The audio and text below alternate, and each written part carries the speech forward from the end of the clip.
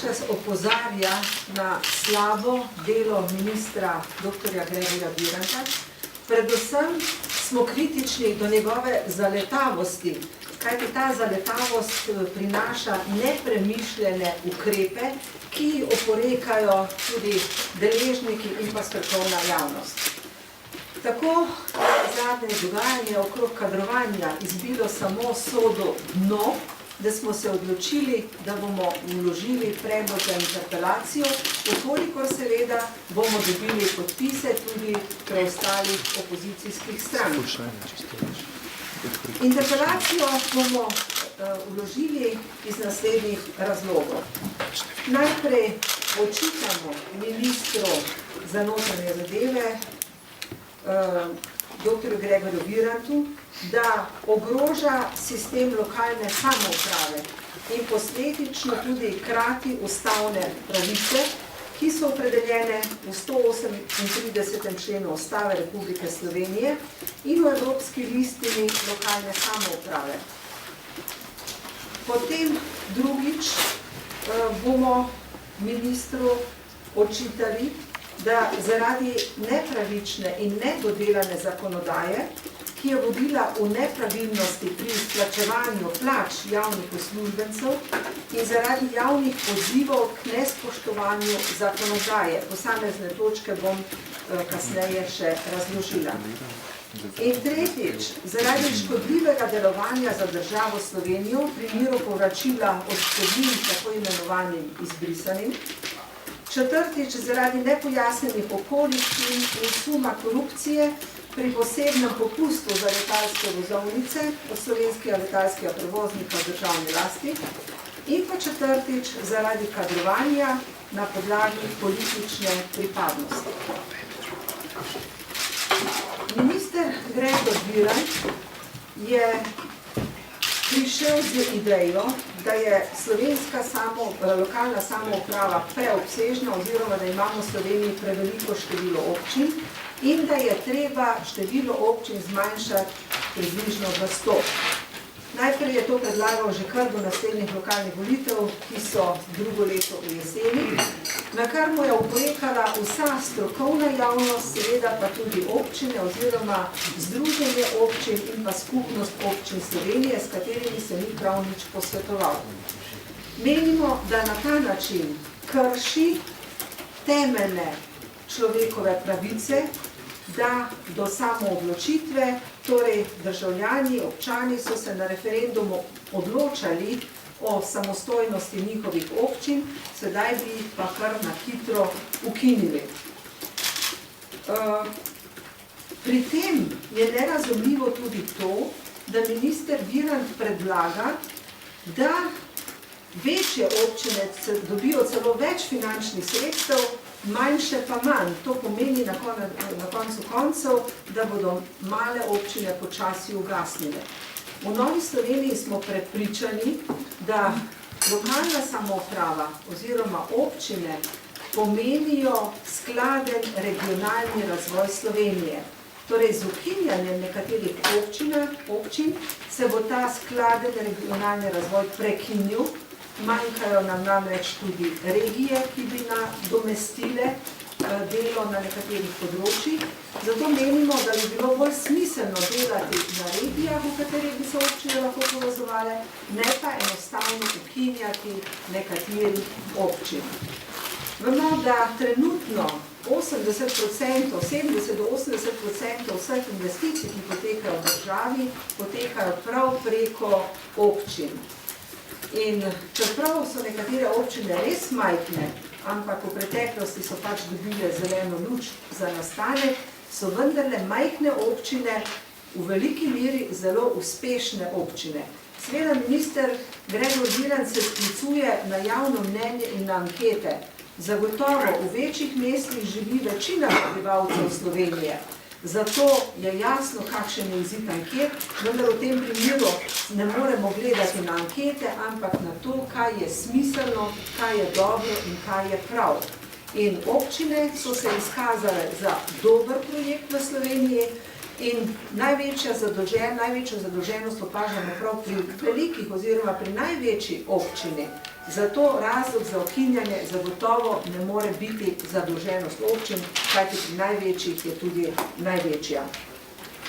Torej, in to je prvi razlog, zakaj Nova Slovenija predlaga oziroma bo predlagala, bo vložila predlog za interpelacijo ministra Viranta.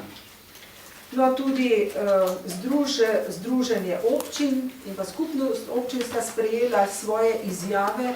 Obe združenji ugotavljata, da brez njunega soglasja poteka ta projekt spreminjanja lokalne samouprave, kar zagotovo ni prav. Tudi Mednarodni inštitut IFIMES je naredil okroglo mizo, strokovni posvet z naslovom Nujnost racionalizacije števila slovenskih občin, toda kako. In pri tem se je izkazalo, da strokovna javnost ni na strani dr. Gregorja Viranta. Seveda, vsaka stvar potrebuje po nekem času dopolnitve, spremembe, racionalizacije, tudi občine, vendar ne na način, na katerega se je lotil tega združevanja minister Gregor Virant.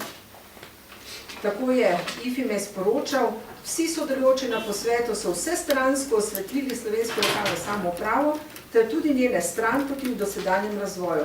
Iz njihovih nastopov lahko povzamemo, da je takšen predlog ministra nedorečen, enostranski in strokovno neutemeljen. Druga točka. Zaradi javnih pozivov k nespoštovanju zakonodaje.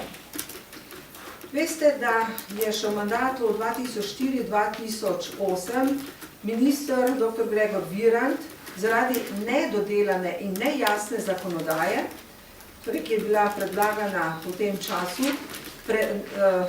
je bilo preveč izplačanih plač javnim uslužbencem in ker je pač bila ta zakonodaja nedorečena, je prišlo tudi do mnogih nepravilnosti. Sedaj bodo morali nekateri javni uslužbenci preveč izplačane plače vračati, tako kot pravi zakon. Minister Gregor Virant pa je v Odmevih, na hitro ne najdem datuma, v Odmevih, mislim, da je bilo 29. avgusta. Če si pogledate Odmeve, boste videli, da tam odgovarja kot svobodni ali pa dobrohotni umetnik in ne kot pravnik in minister za neko področje.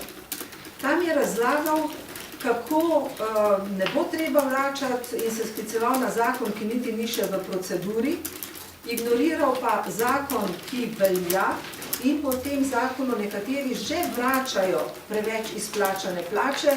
Tam je celo govoril, da bo uradnik presodil, kdo bo vrnil preveč izplačano plačo, komu pa ne bo treba te plače vrniti. Poglejte si te Odmeve in boste tudi sami ugotovili, da tako lahko govori dobrohotni, dobronamerni umetnik, ne pa pravnik, doktor prava, tako kot je minister dr. Gregor Virant.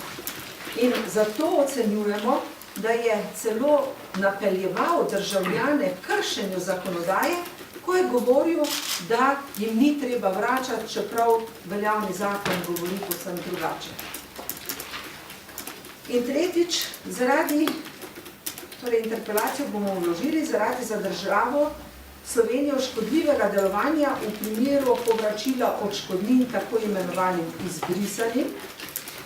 Zakon o povračilu škode osebam, ki so bile izbrisane iz registra stalnega prebivalstva, je po svojem konceptu v nasprotju s pravili odškodninskega prava, ki so urejena v obligacijskem zakoniku, ne da bi za to obstajal kakršenkoli razlog.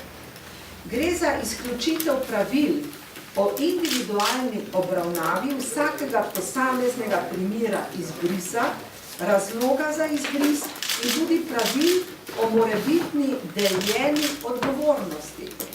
Sedaj bodo odškodnino dobili velika večina, tudi tisti, ki se sploh niso prizadevali, da bi svoj status pravočasno in pravilno uredili. Taka rešitev je nepravična tudi do tistih tako imenovanih izbrisanih, ki so po osamosvojitvi Republike Slovenije spoštovali naš pravni red in so si svoj status uredili. Bodi si so zaprosili za državljanstvo Republike Slovenije ali si uredili status tujca. Prav ti bodo prejeli najmanjše odškodnine. Visoke odškodnine pa bodo deležni tisti, ki so naš pravni red izigravali, nekateri se iz naše države celo norčevali, nekateri so bili celo med agresorji. In četrtič, zaradi nepojasnenih okoliščin in suma korupcije pri posebnem popustu za letalske vozovnice od slovenskega letalskega prevoznika v državni lasti. S tem ste se novinarji veliko ukvarjali, to je ugotovljeno je bilo, da je dr. Gregor Virant potoval z letalskimi vozovnicami, za katere je predviden popust in veljajo za zaposlene v tej letalski družbi. Prinesel je sicer neke račune, vendar na podlagi tega, kar je predložil, ni pojasnil vsega, kar mu je očitano, predvsem potovanja za družinske člane in pa tudi izredno nizko ceno za nekatere polete, medtem ko so drugi potniki plačali povsem drugačno ceno kot pa on. Glede na to, da minister Virant ves čas poudarja zakonodajo, pravičnost, nekoruptivnost, skratka, zgleda, da je, skoraj bi človek rekel, brezmadežen, pa vsake toliko časa prihajajo vedno nova dejstva, ki dokazujejo prav nasprotno. In glede na to, da se ves čas deklarira kot zastopnika pravice, resnice, poštenosti, zakonitosti, prav zaradi tega je ta njegov greh še toliko večji. In nazadnje tudi zaradi kadrovanja na podlagi politične pripadnosti. Dejala sem, da to ni glavni razlog, je pa to izbilo sodo dno. Namreč postopki za imenovanje načelnika upravne enote Ljubljana so se začeli že januarja letošnjega leta, ko je ministrstvo vodil dr. Senko Pličanič. Imamo celo razpredelnico, kako so postopki potekali. Recimo, leto 2012 je dosedanjemu načelniku upravne enote Ljubljana, magistru Dušanu Verbiču, potekel 5-letni mandat. V tem letu je izpolnil tudi pogoj za upokojitev, zato po upoštevanju zakona o uravnoteženju javnih financ nastopijo razlogi za upokojitev. Ker pa je imel 1 leto do upokojitve, zaradi tega mu je bil mandat za 1 leto podaljšan. Hkrati so se pa že začeli postopki za razpis novega načelnika. 2.1.2013 minister dr. Senko Pličanič poda predlog za začetek postopka javnega razpisa za imenovanje načelnika upravne enote Ljubljana. 14.1.2013 uradniški svet v času, ko je ministrstvo vodil minister dr. Senko Pličanič, imenuje posebno natečajno komisijo dr. Polona Kovač, Astrid Prašnikar, Drago Ščernjavič, Mojca Ramšak, in pa Mojca Ramšak-Pešec. 22.1.2013 objava javnega razpisa za načelnika upravne enote Ljubljana s 15-dnevnim rokom za prijavo.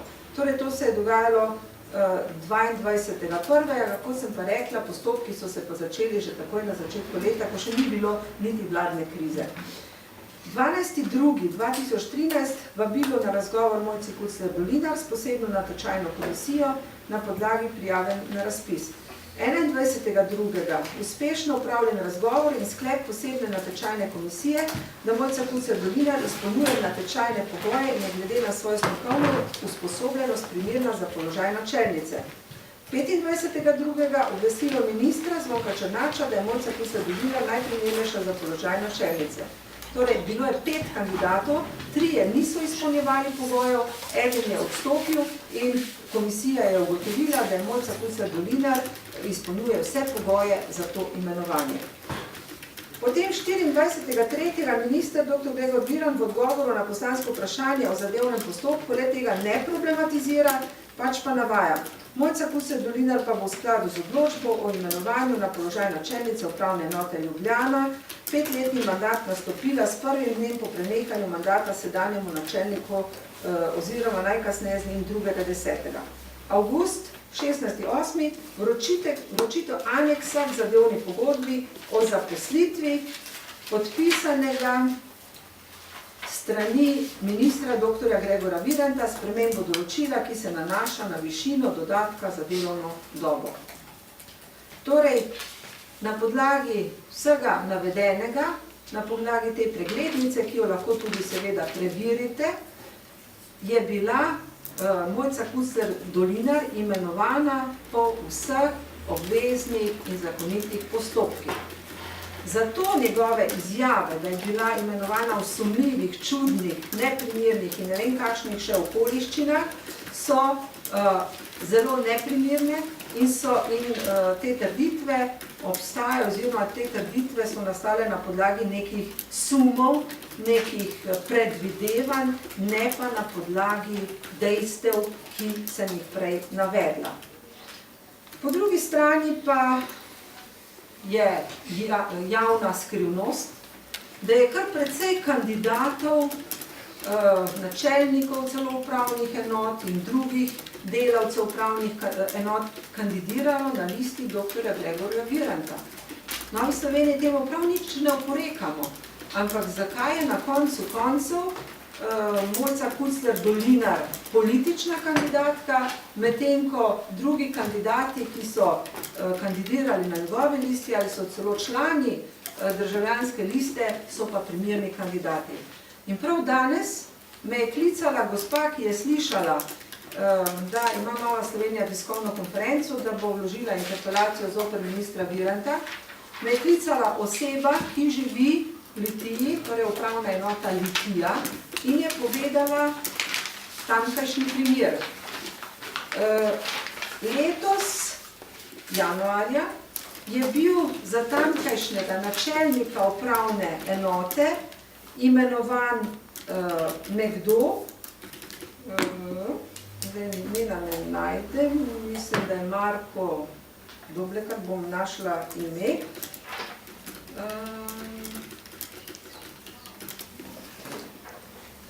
Torej, bil je imenovan na novo zaposlen kljub racionalizaciji, medtem ko je bila kandidatka tudi dotedanja pomočnica načelnika upravne enote, ki je šel v pokoj, se je upokojil, gospa z mnogimi delovnimi izkušnjami, strokovnim znanjem, zaposlena tam, nadvse primerna kandidatka, ki so tudi zaposleni ne videli pravo naslednico, pa ni bila izbrana.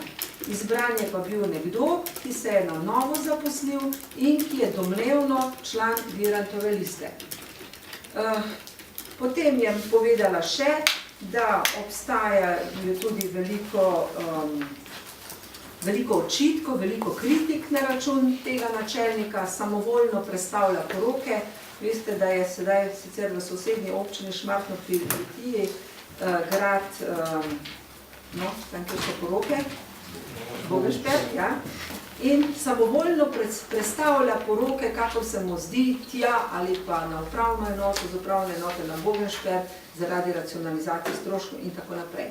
S tem hočem samo ilustrirati, kako so določeni politični kandidati tudi sedaj na pomembnih mestih na upravnih enotah, medtem ko je pa kandidatka, ki je bila izbrana po vseh predpisih, pa zavrnjena zaradi nekega suma, čudnih okoliščin izbire. Torej, potrebujemo 10 podpisov, da vložimo to interpelacijo. Sedaj imamo že kar obsežen zasnutek, ki ga bomo ponudili tudi drugim opozicijskim strankam, vkolikor seveda se bodo odločile za sopodpis. Vemo pa, da je veliko nezadovoljstva z delom ministra Gregorja Viranta izražala tako ljudska stranka, kot tudi SDS, kot tudi nepovezani poslanec, tako da pričakujemo, da bomo dobili zadostno število podpisov in bomo vložili interpelacijo zoper dr. Gregorja Viranta.